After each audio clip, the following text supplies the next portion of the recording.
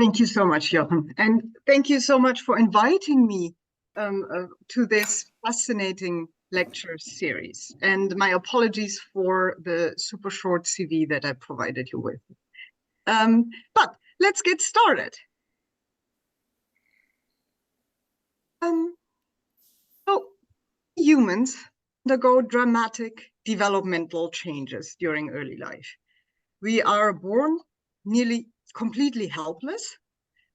Within just a few years, we acquire all abilities and skills we need to start formal education at school. So how is it possible for developmental progress to occur so fast? That's the big question guiding my research. And in my talk, I will try to give an idea of an answer based on the research we do here in Nijmegen. So I've organized my talk in three parts, which cover three aspects of our attempt to answer the question. First, I will talk about how infants come into this world equipped to learn and how advanced their learning mechanisms are from a young age. Then I will describe some research we have done into how infants actively explore the environment and seek out situations in which they can learn. Jochen already alluded to that. And finally, I will talk about how adults help infants to learn, and thus how social interaction is such an important driver of early cognitive development. Let's start out with the characteristics of infant learning. From early on, infants are able to perceive some of the things like timeline. I couldn't piece anything together as far as when the different things happened. Sorry, I hear somebody else talk. Is that the case for you as well? I also heard somebody else talk. It's over now. Okay. Okay. Let me just continue. So I was talking about how that infants from early on are able to perceive all kinds of patterns in the environment. So they are sensitive to probabilistic information already at an early age, so possibly even as newborns, and across diverse domains. So many of you might be familiar with the extended work showing infants statistical learning in the auditory domain, but also when you show infants a sequence of shapes, where certain shapes always follow one another, they are surprised if suddenly a change occurs in these regularities. And infants learn these patterns after only a relatively short time of exposure, something like 2 minutes, and without any instruction or feedback. So, yes. So here, in one of our studies, we wondered whether statistical learning also plays a role in the context of infant social understanding. And if it does, that was actually help us understand better early social cognitive development, but also point at the ubiquity and powerfulness of statistical learning. So we wondered whether statistical learning might not only be important in the auditory domain, so supporting language acquisition, for example, and like learning about shapes, but whether it would also maybe help you to predict other people's actions. Because from the earliest days on, infants observe other people's actions in the environment. So imagine this young baby sitting at the breakfast table with his father. Every morning during breakfast time, while sitting in his infant chair, this little boy observes his parents' behavior. But the behavior he observes forms a long, intricate stream of actions, as you can see here. If we take a closer look, certain actions are very likely to follow one another. That's just how actions are organized in our daily lives. So in this case, if the baby sees a hand grasping the cup, it is very likely that the father is going to bring the cup to the mouth to take a sip of tea. So action sequences, just like other types of sequences in our environment, contain statistical regularities. And we wondered whether babies can pick up such regularities and use them to predict actions they see in others. And to test that, to test whether statistical learning indeed plays a role in the emergence of, for example, action prediction in infancy, we invented a toy on which 6 unique actions could be performed. You see the toy here, and you could, for instance, open the little yellow door, you could push the blue button, squeeze the red ball, turn a spinning wheel, and so forth and so forth. And with this toy, we created videos of an experimenter performing long, continuous action sequences. And hidden in these action sequences was a statistical regularity. A certain action was always followed by a specific other one. Just like in the breakfast scene example, grasping the cup is always followed by it being brought to the mouth. And in this example sequence that you see here, it was the squeezing action that was always followed by the pressing action, whereas the other actions would follow each other randomly. These 2 actions thus formed a pair, with one action of this pair becoming predictable once the other one had occurred. And in our study, we tested 14-month-old infants, and we measured their eye movements while they were observing those action sequences. And if young children are able to extract the hidden regularities, they should at some point start predicting the second action of the pair before it occurred by making an anticipatory eye movement to the next location. So an eye movement before the action actually starts. And to study the importance of statistical learning specifically for learning about others' actions, we presented the infants with 2 conditions. An action condition in which they observed a human hand perform the action sequences, and an event condition. And in the event condition, a light would move over the toy and the toy actions would happen by themselves. You can see the mean proportion of correct anticipatory looks over the course of the sequence. So during early, middle, and late trials. So we can see that over trials, over time, infants learned the action pairs, and they made increasingly more predictive eye movements to the correct next action in the sequence. And they did so more frequently than we would expect on the basis of chance. But it was only the case for the action condition.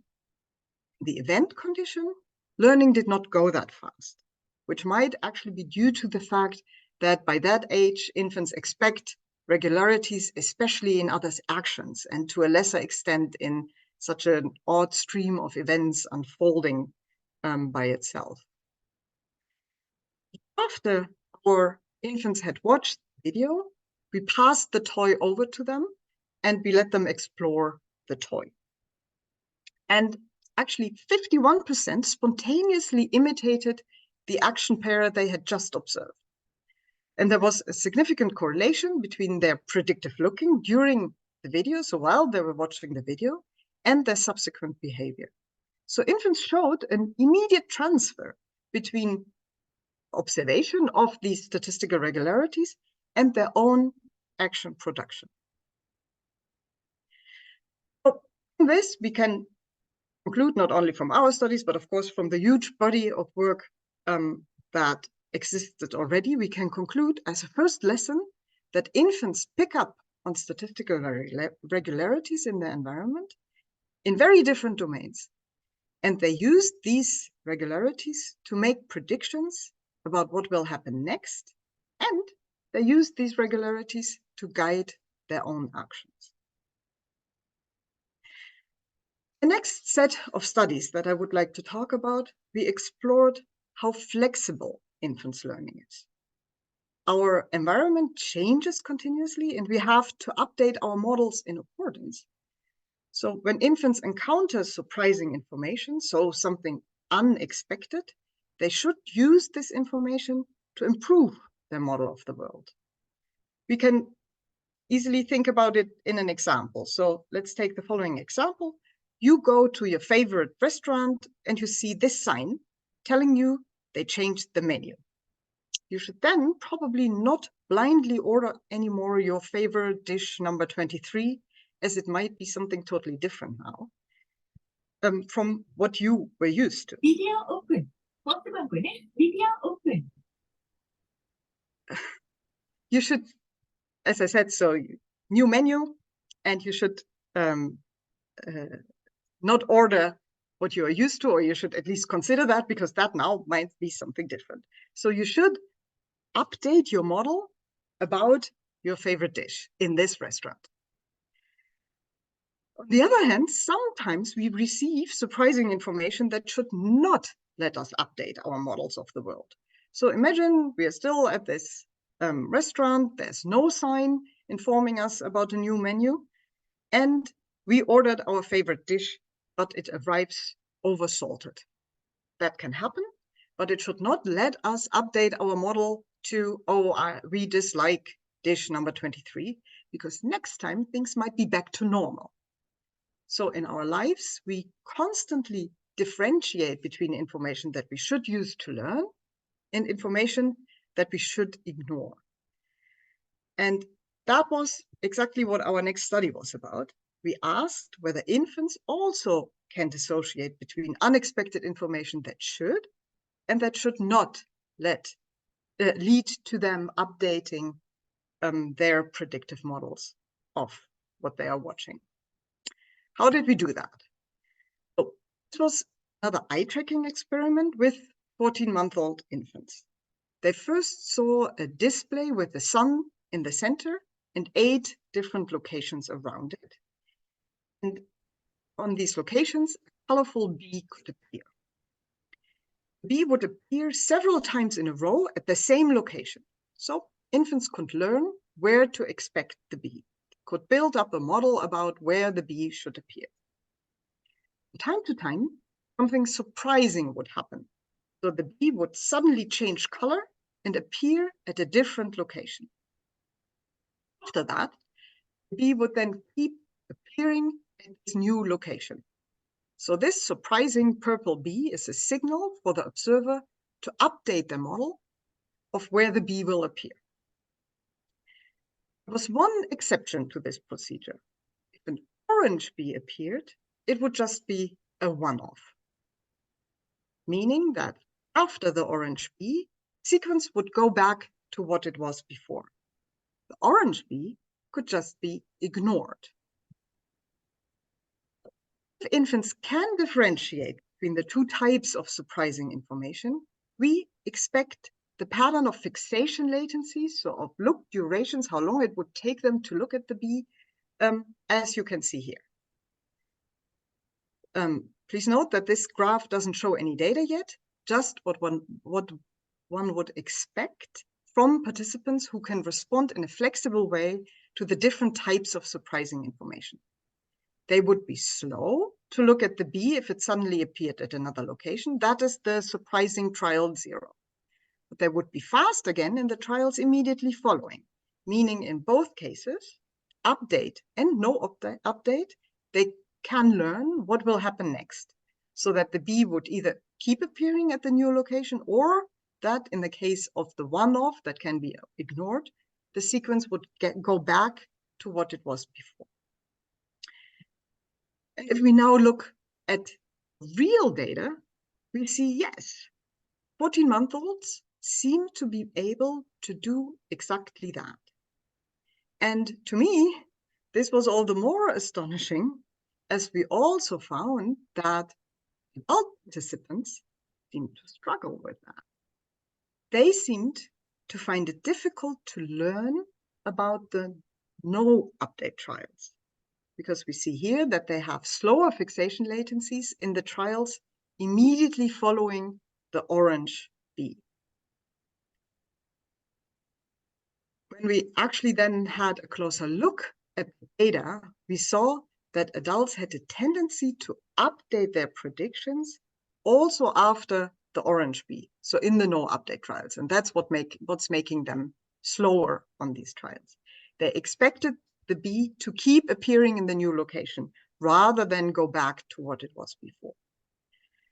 And yeah, we can think about what possible reasons could be for this behavior. One possible reason for this difference is that adults, or especially our adults in this study, namely psychology students, have more experience with experiments, and they just don't expect one-offs in an experiment whereas infants don't yet have such strong prior ideas of how an experimental task should look.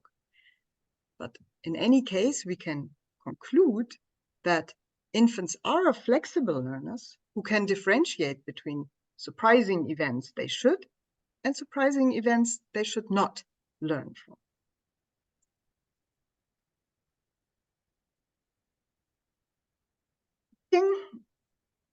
A flexible, optimal learner does not only require infants to recognize which surprising stimuli you sometimes can ignore, but also to track whether they are currently in an environment that is stable or an environment that is changing constantly, so that is volatile. Why is that so important? In stable environments, we can stick with behaviors we have learned.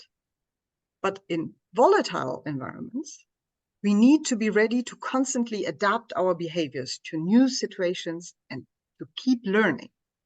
So in our next experiment, we studied whether infants track the volatility in an environment and take this information into account to learn optimally. We tested 8-month-olds in this experiment, and we used a task where an attractive target, so in this case, a colorful monster, here you see the orange monster, could appear either on the right or on the left side of the screen in each trial. And in phases, the target would appear most of the times on one side, like in 90% of the cases, and in 10% of the times on the other. What could change, though, was how long such a phase could be. So here I'm showing you an example sequence of 80 trials. The red dots on top, they indicate a trial where the target appeared on the left side, and the blue dots on the bottom indicate a trial where the target appeared on the right side. And as you can see, the sequence starts with a phase during which the high likelihood location of the target was on the left, and this phase remained stable for 18 trials. Then, high likelihood location changed. Now the target appeared most frequently to the right, but only for 9 trials, so for a shorter period of time. Then it changed again for 9 trials to the left. Together, these two shorter phases create a more volatile pattern. There was another stable phase. The target appeared in most of the cases on the right for 18 trials. And then there would be another more volatile phase. So this pattern with phases where the high likelihood location remains the same, either for a longer or a shorter duration, introduced variation in volatility of this environment. Here you can see the dashed blue line. That gives an estimation of volatility. And you can actually see that it increases when the high likelihood location of the target switches more often.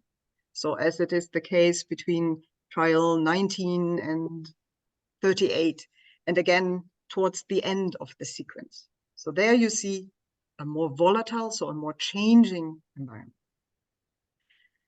If you are a learner, this experiment, it is, if you want to perform well in terms of, like look to the target on time, it is important to track this volatility.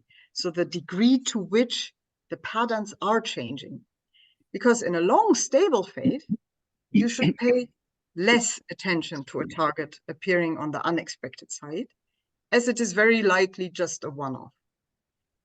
But if volatility is high, the target appearing on the unexpected side can be an important cue that the location of the target has now changed, and you should also change your prediction. So we measured in this experiment infants' tonic pupil size as an indicator of their subjective uncertainty.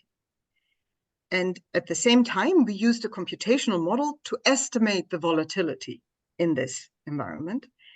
And this is indicated here again like it was before with the dashed blue line. And we then related infants' pupil size to these estimates of volatility. And we found that our 8-month-old infants were indeed sensitive to the changes in volatility.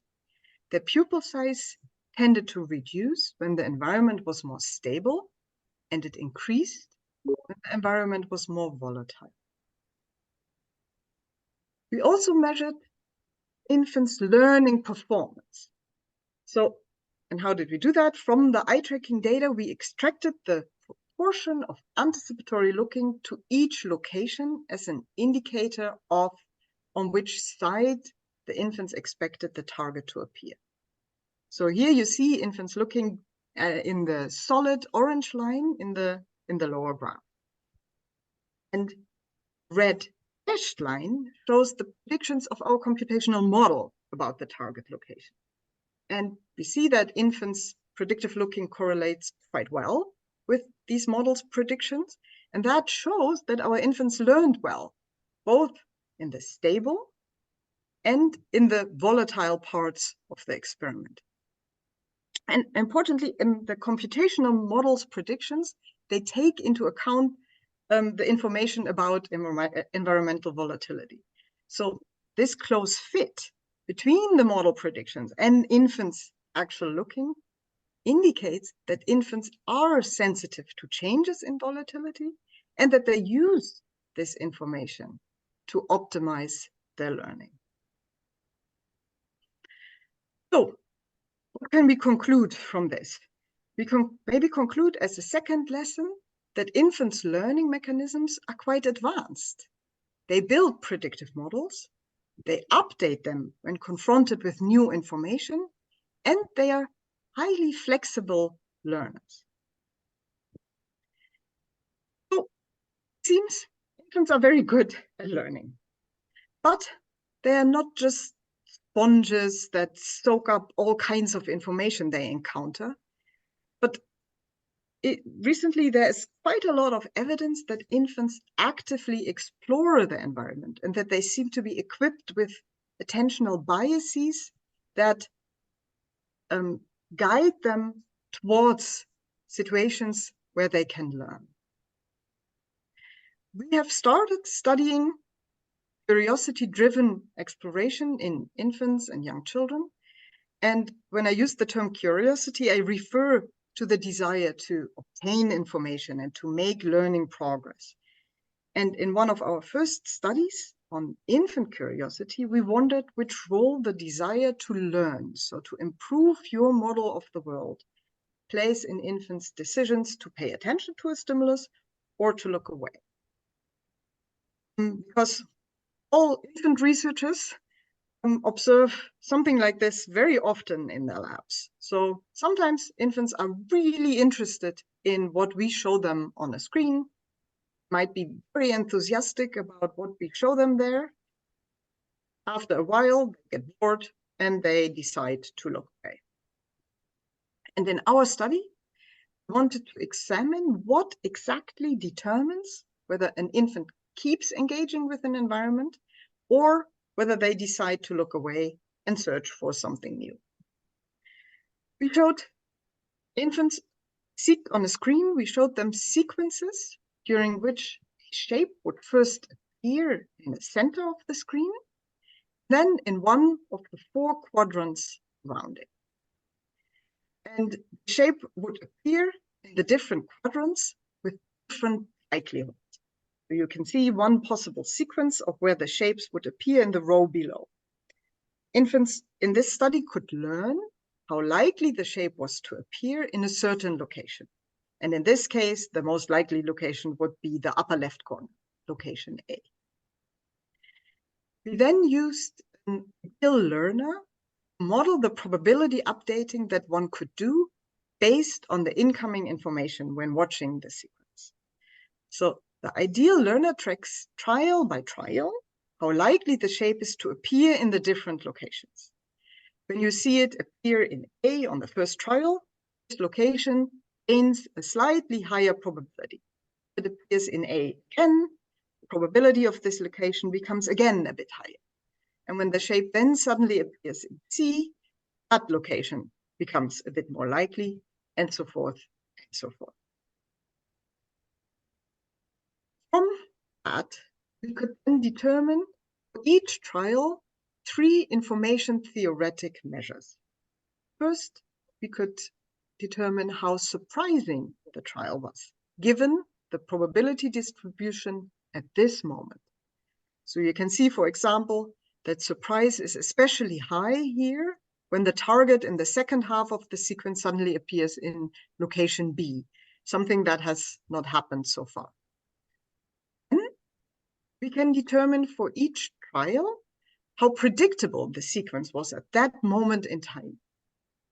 A sequence where the shape appears in the same location all the time would, for instance, be highly predictable, and it would become less predictable as the shape starts appearing in more different locations.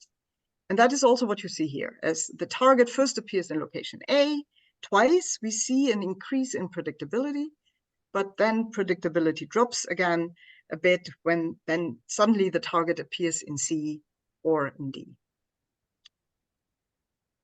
Finally, we can characterize each trial by how much information gain, so how much learning progress it offered, as indicated by how much more predictable the sequence has become based on the information gained in this trial. You can see this here, for instance, as the changes made in probability updating become smaller. Also, the information gain becomes smaller.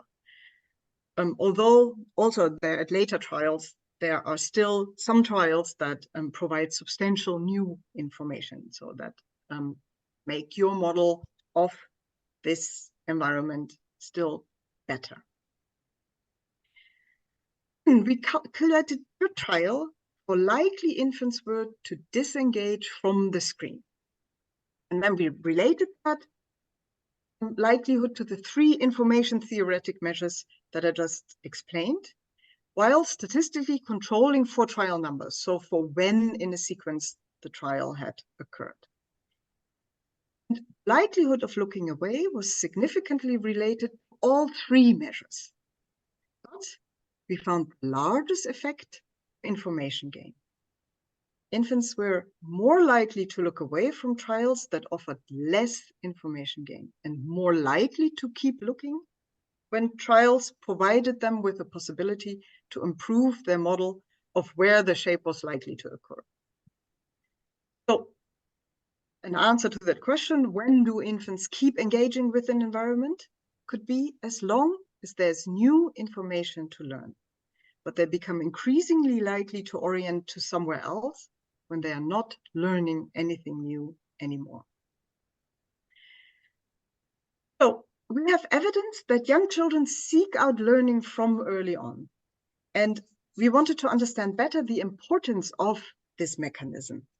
And that is why in our next study, we wanted to examine the long-term consequences of individual differences in attention towards information gain or this bias towards making learning progress.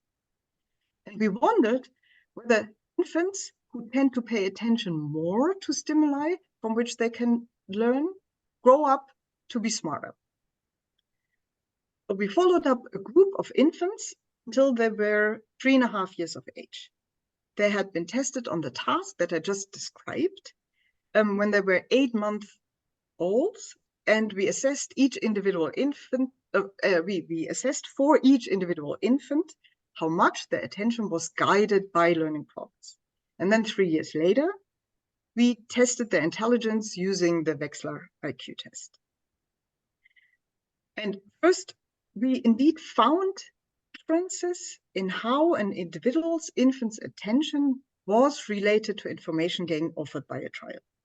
Most infants looked longer at trials that offered more information. That you can see here when you look at the green lines in the lower graph. But for some infants, this relationship was quite weak or even inversed, and that would be the red lines in this lower graph. In the next step, we then related this parameter to we related this parameter, so the parameter to what extent an infant's attention is directed to information gain, to their cognitive capacities 3 years later. And we found that paying attention to stimuli that offer learning progress is related to later cognitive development. And it explains about 20% of the variance in childhood IQ. Taking a closer look, we actually see that the relationship is non-linear. Greater levels of curiosity promote positive cognitive outcomes, but infants displaying lower levels of curiosity are not necessarily at a disadvantage, as the line is actually pretty flat on the left-hand side of the graph. So you could say that curiosity might act as a boost factor that enriches cognitive development, but not as a risk factor, as we did not find any evidence that a lack of curiosity necessarily leads to a lower cognitive capacity. When we look at the subscales of the Wechsler, we see that the effect is mainly driven by one of them, namely the verbal comprehension scale. The relationship for that scale is displayed in the upper graph on the right, and we see a clear relationship there. However, the line is overall much flatter for the other two subscales, so the visual spatial skills and the working memory that are given below. To me, this is nicely in line with the idea of a cascading learning effect. So children who display more curiosity towards their surroundings at a young age, and who preferably engage with things they can learn from, are likely exposed to more relevant input. And this could be contingent verbal responses from their caregivers, and that then would support their cognitive development and specifically their understanding and acquisition of words and facts. And this actually also fits with some evidence we have that also as children grow older, their quest for learning keeps motivating what they actually engage with. So we not only tested infants to see whether they orient predominantly to things they can learn from, we also tested older children. So in this task, in this experiment, we examined 4-year-old children in a touchscreen game in which they could play with 3 different characters. They would first pick one. In this case here, the child picks the red one, and they could make this character hide in the hedges by tapping on the screen. And then children had to indicate where they thought the character was hiding, again by tapping on the screen where they thought it was hiding. And after that, the character would jump out of the hedge from where it actually had been hiding, and children could see how far off they were. But there was no instruction for the children, so they were just allowed to play with the different characters and switch between them as they liked. The 3 characters differed in their hiding patterns. So one would, for example, hide closely around the same location all the time and switch between locations only seldomly. Another one would switch hiding locations very frequently. And as a consequence, the characters differed in how well their hiding patterns could be learned, and thus in how much learning progress they offered. And from the responses of the children, we now could keep track of their actual learning during the task, so whether they got better in predicting the characters' positions over time. And we found that mostly those children performed well who disengaged from a puppet when they were not getting any better. Most interestingly, we now study how children decided which character to engage with next. So, and here we found that children were likely to pick a character that they had not played with as much before. This you can see on the graph, in the graph on the left hand side, where we see that a puppet is more likely to be chosen when the difference in novelty between the 2 competing puppets is high. So, and we used a reinforcement learning algorithm to calculate the expected learning progress for the upcoming trials based on the experiences a child had made with that puppet so far. And importantly here, a character was more likely to be chosen if infants expected it to provide them with more learning progress. And that you can see in the graph on the right. So from these studies, we can conclude that children actively explore the environment and that they preferably engage with stimuli they can learn from. And that this has a positive impact on their long-term learning and development. Next principle concerns the fact that infants' early learning shapes their later learning. And like that, infants' learning becomes faster and more efficient over time. First, infants are good at learning where to find information. In this next study, we presented 8-month-old infants with a set of cues on a screen that indicated through their movement in which of the 4 corners then a colorful, rewarding cartoon character would be shown. Whereas one set of cues, in this case, I'm not sure you can see it well, but those were the round cues, so with rounded edges, would provide information. Another set of cues, and those are the pointy ones, did not provide information, as their movement did not contain any hints on where the cartoon character would appear, because they were moving to all 4 corners of the screen. And we analyzed again infants' pupil dilation, where the cues were presented, but before the actual information about where the cartoon would be played was delivered, or was not delivered in the case of the uninformative situation. And in accordance with the notion that pupil dilation correlates with stimulus uncertainty, we found that infants quickly learned which cues were going to provide them with information and which were not. Then, later during the course of the experiment, we introduced new pointy and round shapes. And from those, we could see that infants actually, from the response to those, we could see that infants generalized what they had learned on the previous shapes. As you can see here, before learning, so during the first couple of trials, there was no difference in pupil size between the informative and uninformative condition. And then the effect emerged over trials.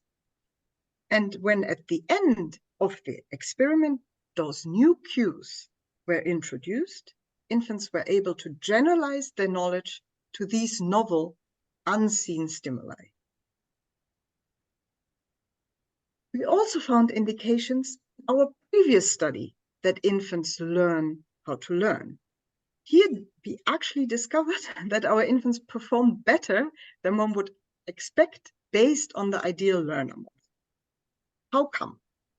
In that experiment, we had presented infants with different sequences of where a shape would appear most frequently. So you remember those 4 locations on the screen.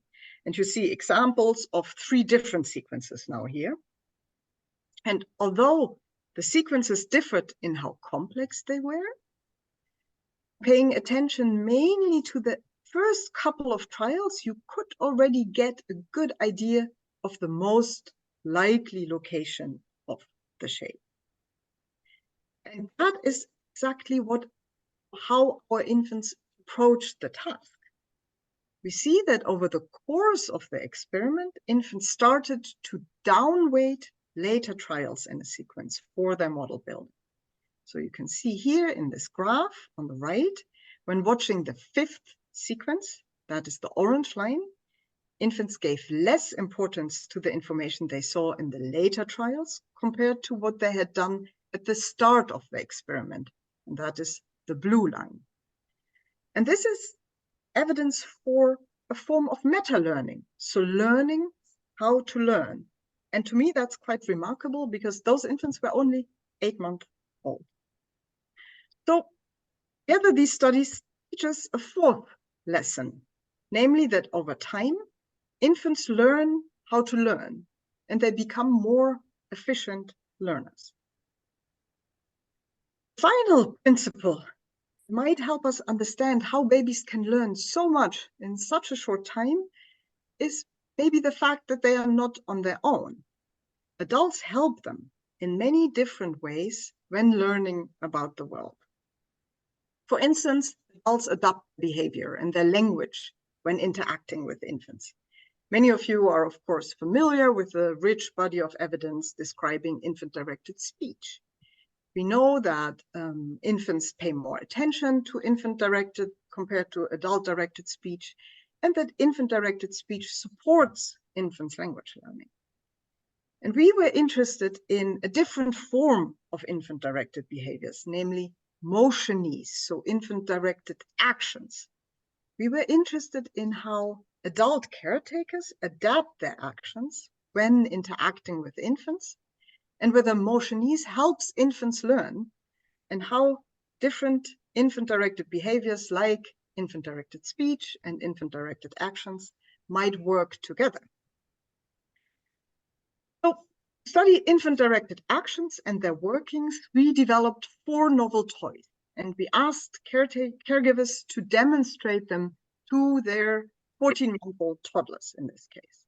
So those 4 toys looked very similar, but they had distinct colors, and they had to be used in very different ways. So for example, one could shake the black toy to produce a rattling sound. One could turn the 2 halves of the orange toy to make a kind of type of sound. One could press the top of the red toy to make the toy light up, or pull the 2 halves of the yellow toy apart. And we assessed different aspects of infant-directed actions and speech in the caregivers through motion tracking and through sound analysis. So specifically, we looked at the velocity movements, the 3D distance covered by the movements when demonstrating. We also looked at how long effects were shown to the infants and how close to the other person the movements were performed. And from the mother's speech, we analyzed the minimum and maximum pitch, the mean pitch, and the pitch range. And on the side of the infant, we examined their learning about the novel toys.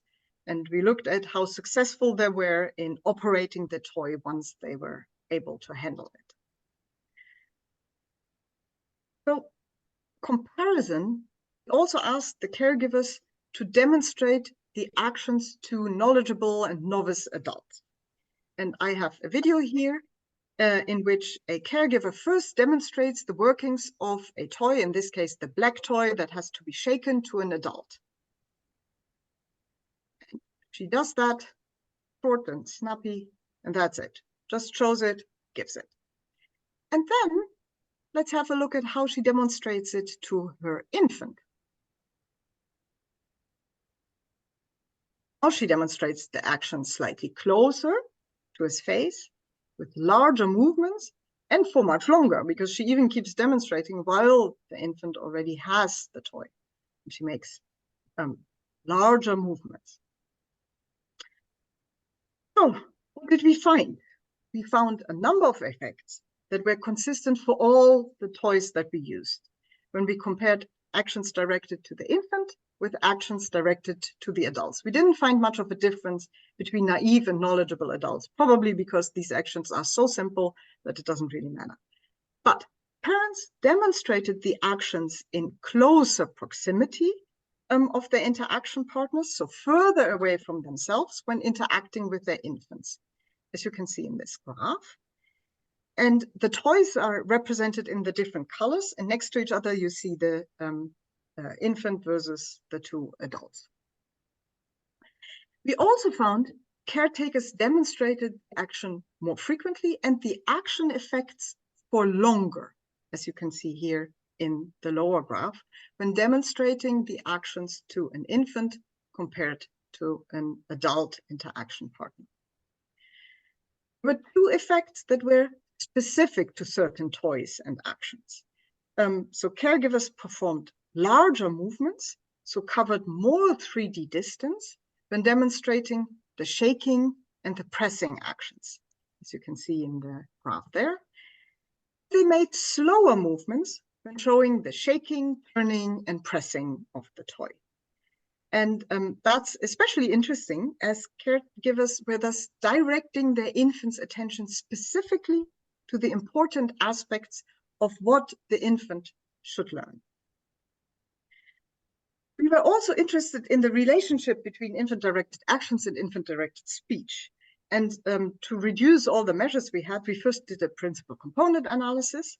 And there were two components for infant-directed speech, with component 1 reflecting extreme values in pitch, so high minimum, maximum, and mean pitch, and component 2 capturing variability of maternal speech input, so highlighting the range in pitch with a high maximum, low minimum pitch, and a wide pitch range.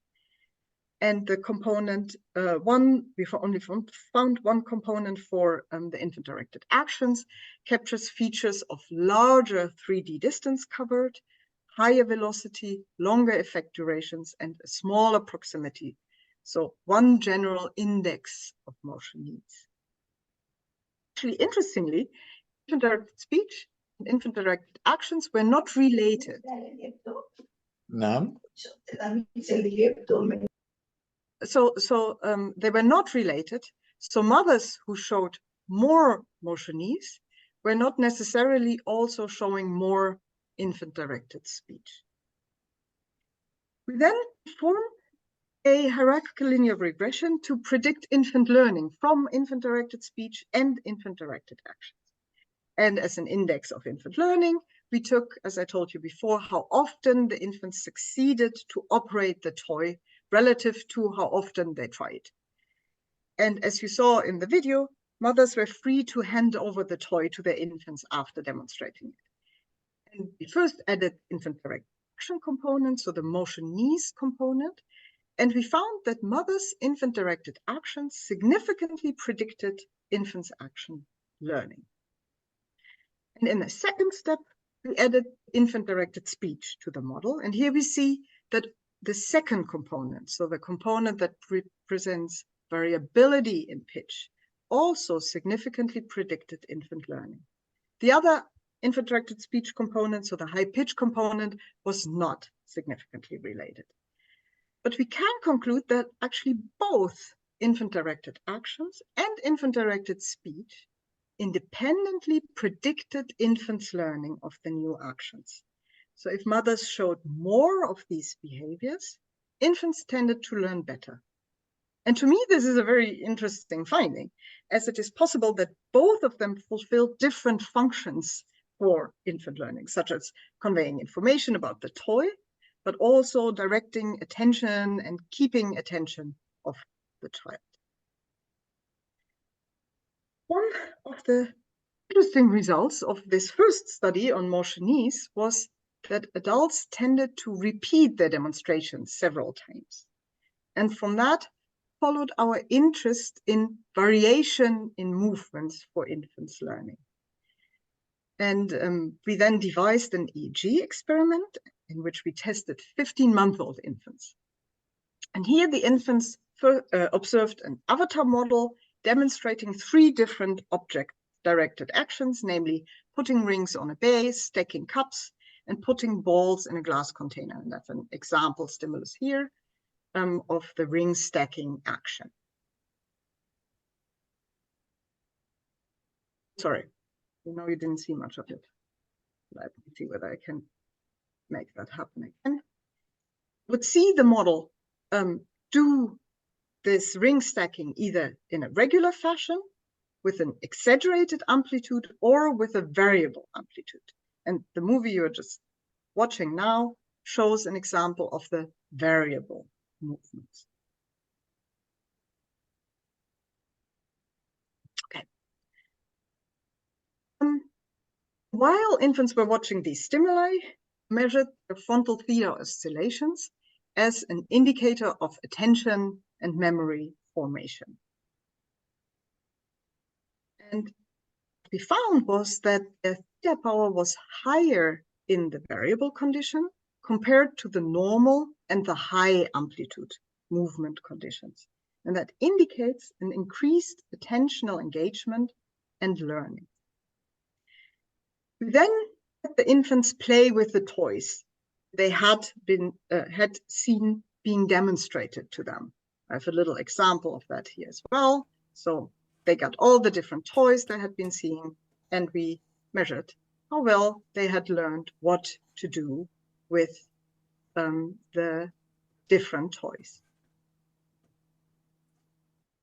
And interestingly, observed difference in theta that indicated more attention and learning also showed in their behavior. Higher frontal theta power when watching the varied demonstration was related to performing the target actions more successfully. We then went one step further and implemented a computational model to understand what exactly it was that caused the increase in infants' theta power. And it turned out that it was the level of surprise of each movement, so how unexpected the movement was based on what infants had seen so far, that predicted infants' frontal theta power. And that might thus be instrumental in how variation in parents' movement triggers attention. So, while there's still so much more to learn for us about how exactly these processes work, we can, for now, maybe already conclude that infants' exploration and learning is supported by their social interactions.